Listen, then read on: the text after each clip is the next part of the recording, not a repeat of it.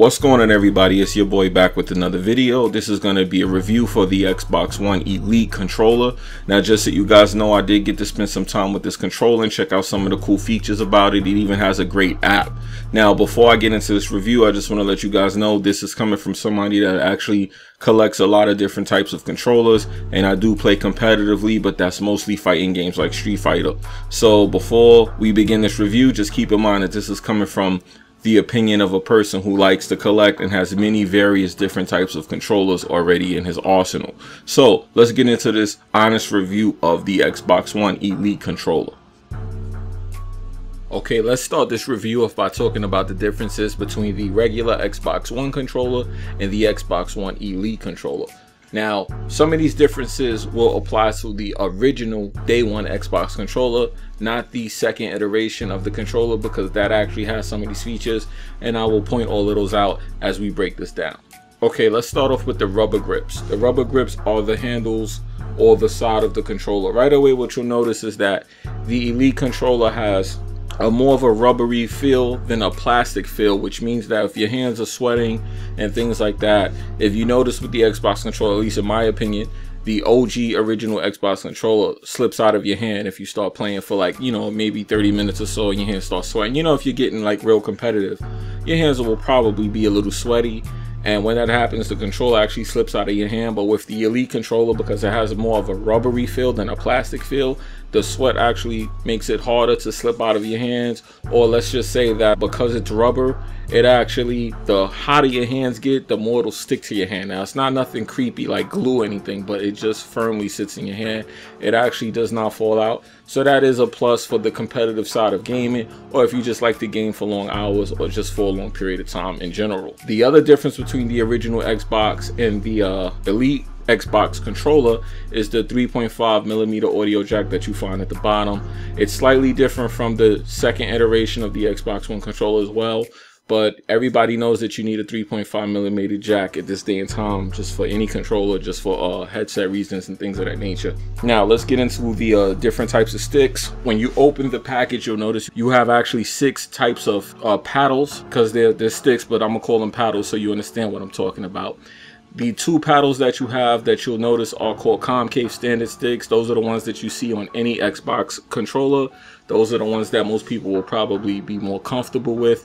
But then you have the ones that I think I would prefer most, which are the taller concave sticks, which are the same sticks, but they stick out further from the controller.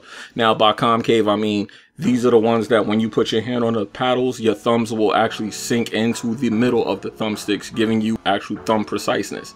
These are the standard thumbsticks. And then you have the 2 dome-shaped bubble tops, which are the ones that have the paddles similar to like what a PS2 controller has, where if you put your hands on the thumb paddles, instead of your thumb sinking in, they glide around it like in a mushroom shape. So that means that, you know, when you're hitting the thumb pads, that's for people that don't like to leave their hands on the thumb pads, but they like to tap them and get a quick response. So you could just tap the bubble and it'll go in the direction you tapped it in. So there's a lot of options for the sticks on this controller. That's one good thing. So whatever your play style is, this is designed to actually suit your play style. So if you like to leave your thumbs on the paddles, you'll probably want the concave sticks. If you like to just hit the thumb pads, you probably would like the dome-shaped bubble top ones. Then you have the standard cross pad, which is the actual normal cross pad where the cross here sticks up. You have the cross where if you put your hand on the cross pad, you could actually physically feel it. And you have the newer design. Now this is probably something more for people who like fighting games, because most people who like fighting games would end up using the thumb pad. You have a thumb pad where it sticks inside. It's like a plate where it actually sinks in, and you can hit the plate on either side, left, right, up, down, or whatever direction you're in, and it'll do the response of that. And that feels a little bit more comfortable for people like me who like fighting games, because I've been away from fighting on fight pads or controllers for a long time. I use an arcade stick because of that same reason. So for people like that, if you like fighting games, this will give you a reason to actually use a controller instead of a fight pad or a fight stick or a joystick, because, you know, arcade sticks are pretty much what I would recommend. But if you want to use a pad or you want to play competitively and you don't want to use a stick, then this is a good option for you guys who want to play the fighting games. That's like a great little option that they needed to have anyway for people. Rather than buying another controller, you could just use this controller for either or. So you have the standard cross D-pad, and then you have the facet directional input pad. The facet pad, like I said, is a plate that you rub your hand across or you leave your hand on, and it has a better response time to me for fighting games than the regular traditional D-pad.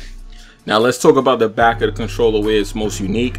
The back of the Xbox Elite controller has these 4 paddles. Now what I can call these, in my personal opinion, for you guys who like to play on PC and you don't want to use a controller for the extra macro buttons that you would get on a keyboard, this is similar to that, whereas you have the 4 buttons on the back of your controller. Now what these do, a lot of people think these are just actual triggers, but they're not.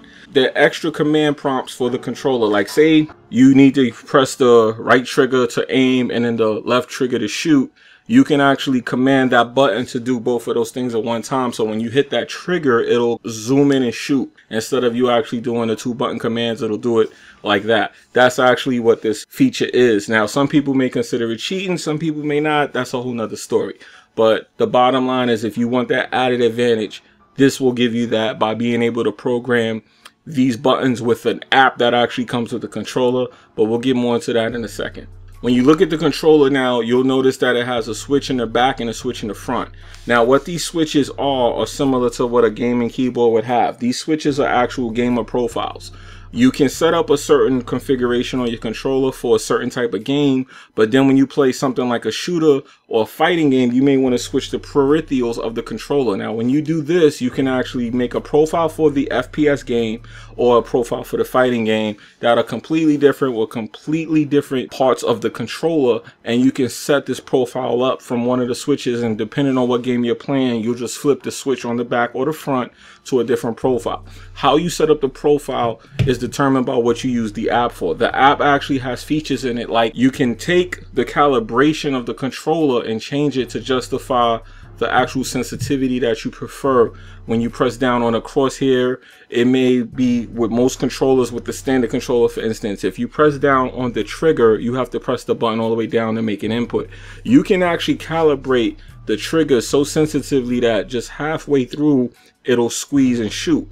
So for you guys that really want to get competitive, you can actually do things like that with the app that comes along with the controller.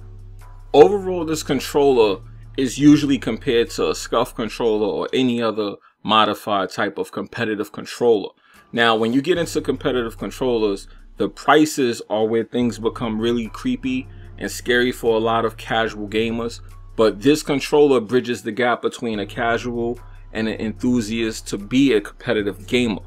If you decide that you want to get into competitive gaming but don't want to spend the full-fledged $300, $200 that most people ask for a controller like this, you can pay the $150 and get into this controller, and it actually can do all of those things and rival those controllers. The available options on this controller are quite amazing, honestly. I mean, they thought about every type of fighting controller, FPS controller that you could think of with this, and they put every type of ideal you could think of into this box for you to customize this controller exactly how you want. Originally, I was thrown off by the $150 price tag and felt like this controller may not be worth it. But honestly, me being a person that buys a lot of controllers for different types of needs, looking at all the variety of different needs that you get in this one controller for $150, I have to take back what I said and say that, yeah, honestly, for $150, it actually is considerably a great controller, considering that, you know, of course you want to be more competitive. Now, if you're just going to be a casual gamer who comes home from work and plays a game for like an hour, go online and talk trash with your friends, then yes, you definitely do not need to invest $150 in this controller.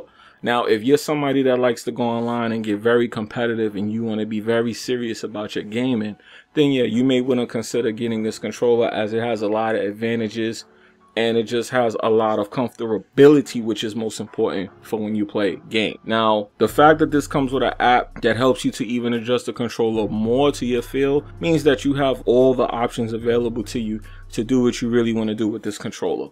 So overall, I have to recommend that if you have the slightest inclination of being an enthusiast to be competitive, then yes, you should consider this controller. However, I'm going to warn you now, if you're just a competitive person who likes to just play a game, this is in no way, shape, form, or fashion worth buying. You can use a standard controller and do everything you need to do. You don't have to go out and get this controller just because it's new. Okay, so with that being said, you know, let me know what you think in the comment section below about my review for this controller and what you think about it, and if you're getting it and if you're not. And if you are, let me know why, and if you're not, let me know why. And if you have any questions for me since I got to play with this thing, let me know in the comment section below. This controller is set to be available in October, somewhere around October 18th, but that date is not finalized. Let me know what you think. I'm out of here. Peace. And do remember, before you leave, all my links, gamer tag, social media is in the description below. If you have any things that you want to see me review or anything like that, let me know as well. Let me know what's going on with you guys. I'm out of here. Later. And one last thing before I go. There will be more reviews of hardware on my channel coming soon, so stay tuned for all of that and let me know what kind of hardware you guys are looking at, and I'll be reviewing it later.